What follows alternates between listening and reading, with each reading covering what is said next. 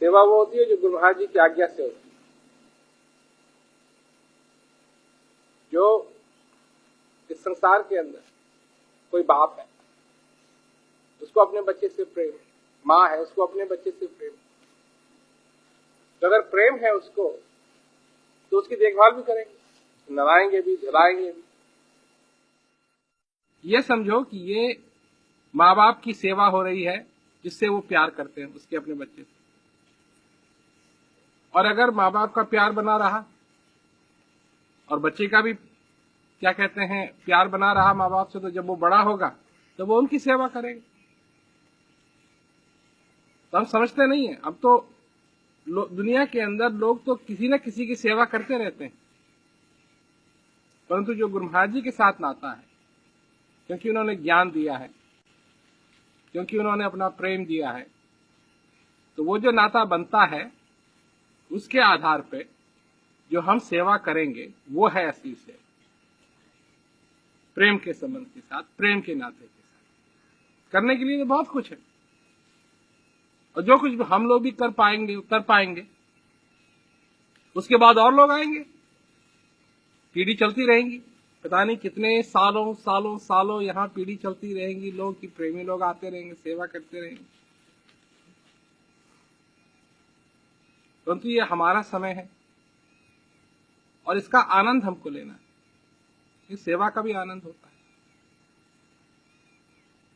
और जिसके लिए सेवा एकदम ड्यूटी की तरह बन जाती है, अगर माँ है उसका ध्यान बच्चे की तरफ नहीं है, वो और कुछ करना चाहती है, तो फिर उसको जो कुछ भी वो करती है उसको आनंद नहीं आएगा।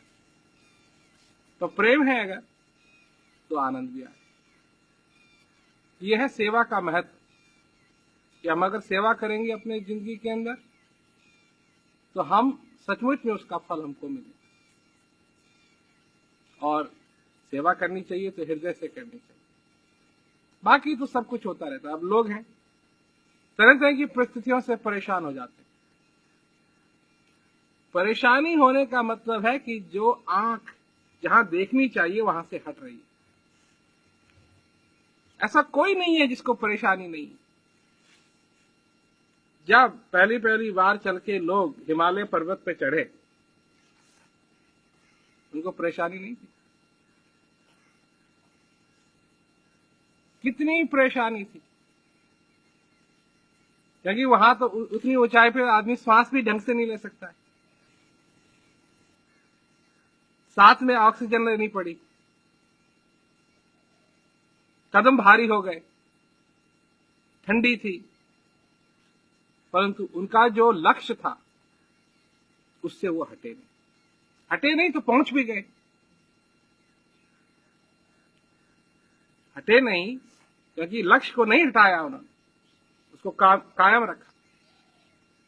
तो अगर हम भी अपना लक्ष्य कायम रखें तो विपदा आएंगी और जाएंगी, उनको परेशान होने की जरूरत नहीं पड़ेगी। परंतु जब लक्ष्य हट जाता है आदमी का, तो वही काम जिसको वो समझता था कि वो आनंददायक है, वही उसके लिए मुश्किल बन जाता है। तो हम अपने जीवन में उस लक्ष्य को साध के रखें, और वो लक्ष्य है कि हमको ज्ञान का मौका मिला है, हमको सेवा का मौका मिला है, और इन मौकों को हम चूके ना।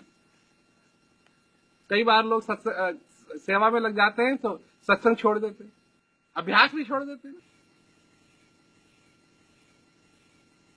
ये छोड़ दोगे गड़बड़ होगी। क्या गड़बड़ होगी?